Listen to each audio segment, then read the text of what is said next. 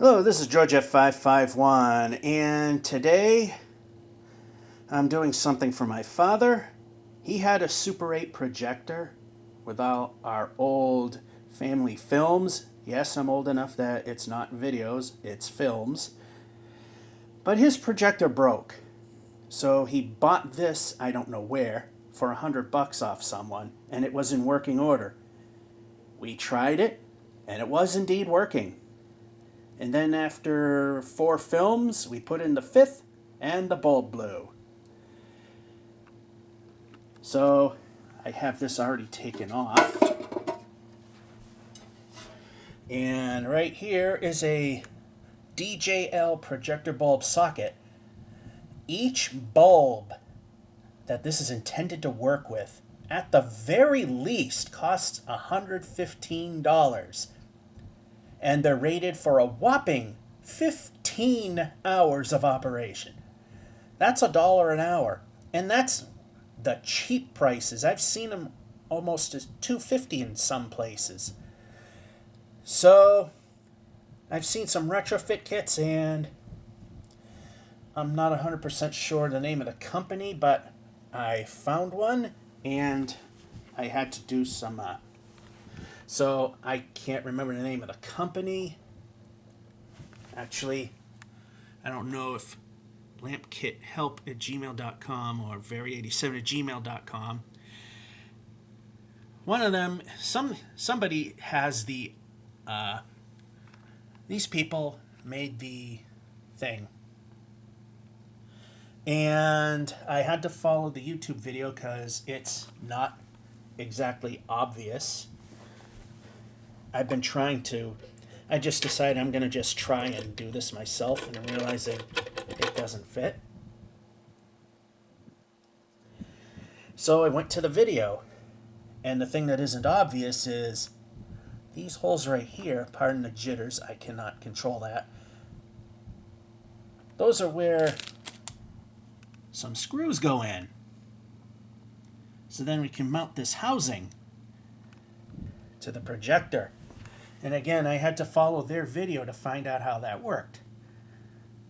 So I'm going to cuss and scream and throw a fit trying to put it together at this point. Wow, can I predict? I was only joking, but I was literally starting to cuss. The wire on top, no problem. This one, apparently there was a bulb of solder that wouldn't allow it in, so I took pliers and stripped it off, then retwisted the cables, and it went in. I do see a little bit of, a little bit of a fray, but that isn't gonna cross over and touch anything. I'm an electronics engineer. I know that some slop is acceptable and will be fine, and that's good enough. Now the other part is, you can see the other holes. That's where we put this on, and somehow the 2 screws go in. So I'm going to go and cuss and curse a little more trying to put that on. Well, of course, we had to be a pain in the butt, although nowhere near as bad as the wires. The bottom screw pretty much went in without too much difficulty. The one on the top, of course, had to be the problem child. Then it finally broke through, went halfway through the projector, and then wound up digging into some metal. So this thing is relatively even. If not, I can just muscle it in. It is as tight as I can get it. So here's the projector bulb. No longer $150 thing. Now it's a $15 thing. And just slide it in like so. That's probably the easiest thing. Alright, it's moment of truth. I got the cover, but it's not quite on all the way. It's probably the wiring. The wires are probably not letting it on all the way. It's not interfering with the projector by any means, but I do want to fix that. It's not necessary to be to see if it's working or not. Alright, so let's turn on the lamp. We got light.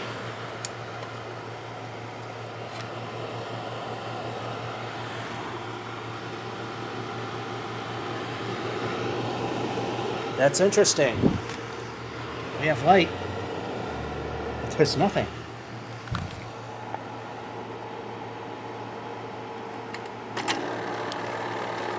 There it is.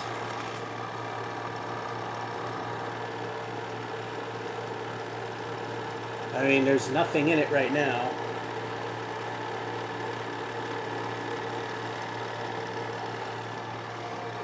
And I don't have anything white to really show this on. Yeah, these things are supposed to be whiter. That looks kind of dim and dull. But at least it's working. When it gets dark, we're going to watch some movies or a short movie, one or the other. Alrighty, so one thing I will mention is I've noticed that it's not 100% uniform. It's a little brighter on the top and the bottom, but not all that much. Not much to care too much, but I tried to wiggle the fixture to try to center the bright spot, but that really didn't work. And apparently if you do it just right, you can cause, I don't know if the contacts lose connection and the bulb goes out that way, or something is shorting. I don't think it's shorting because nothing got hot. But then I finagled it again and it was fine. It works perfectly fine all put together. The cover is on nice and tight like it should be. Had to bend the heat sinks for the original DJL bulbs to make it fit. The thing is threaded, and I'm surprised that it actually successfully threaded in the back. I usually have to stop it, force the film into the slot, and there we go. So the film that we're going to show you is only roughly half the reel. It was supposed to be Disney World, which is there. Busch Gardens, which I don't know if any of that was really there. A lot of it's overexposed. But we're talking 1984. So yeah, I will say overall, I'm not terribly impressed with the brightness. But hey, if you want your old Super 8 projector to work, it does the job. You just need a really dark room to watch things. And this room is a bit over bright, although the camera's making it looking brighter than what it is. So without further ado, now I'm only showing you this film because, to the best of my knowledge, and I'll check it on the as I'm watching, I am positive when I looked at it a month ago that he was just doing your typical sightseeing, looking at Mickey Mouse, looking at the various attractions, and the family outside of my father really doesn't want anything to do with my YouTube channel, being on there. So I think this is a safe reel. Anything else we have, no, I can't show you. Which is why I took this one, because it's the safe bet. So without further ado, it's in the forward position. Let's see some Epcot and Disney World. I don't think Epcot. So let's go see some Disney World action. I might have to focus it in.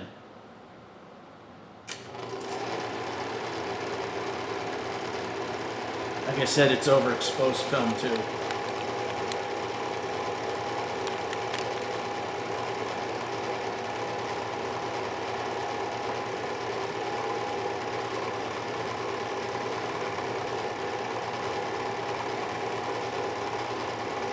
Yes, that is not the poor performance of the bulb. It is overexposed.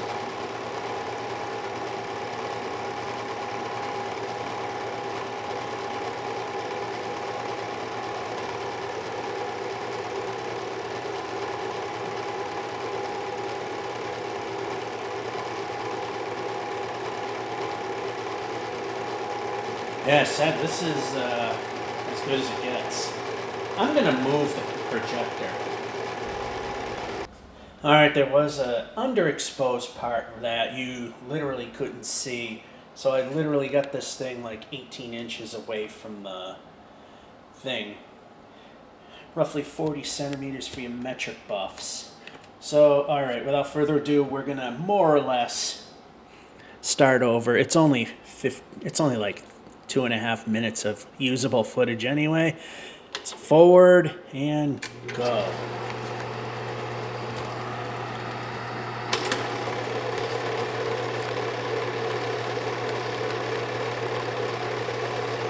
That you couldn't see.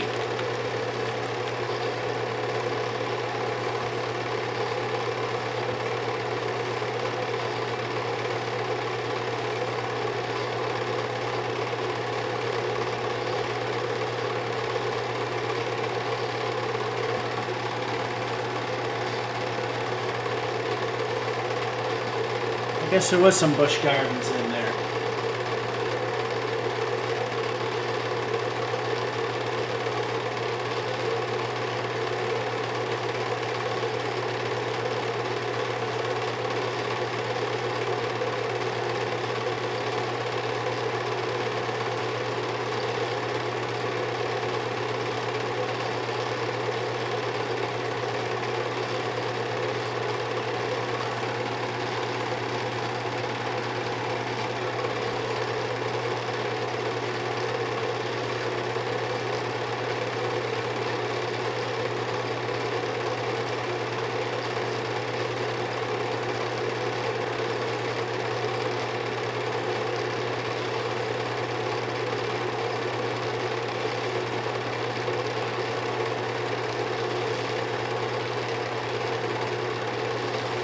And that's where the camera died, and we no longer had a camera. So I'll reverse it, just enough to see, just enough to get a decent bit of footage to look at. Oh, there it is.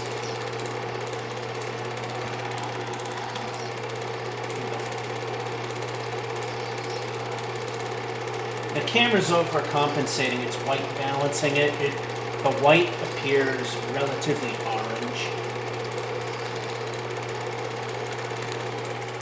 And again, if I pull this over here and then move this further back,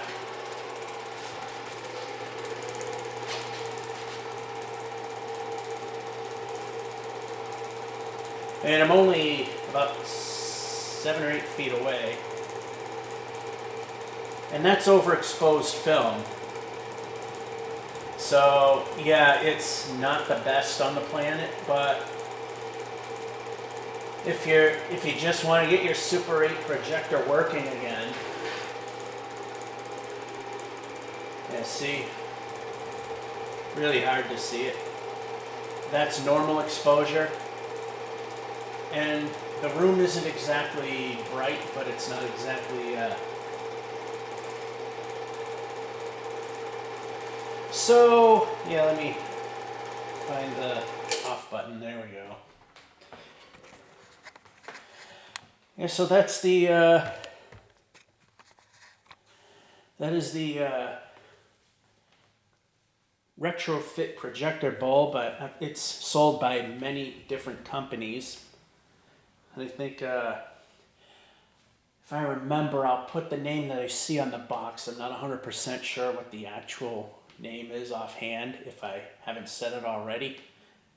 So, yeah, an A for effort, I'll give them that.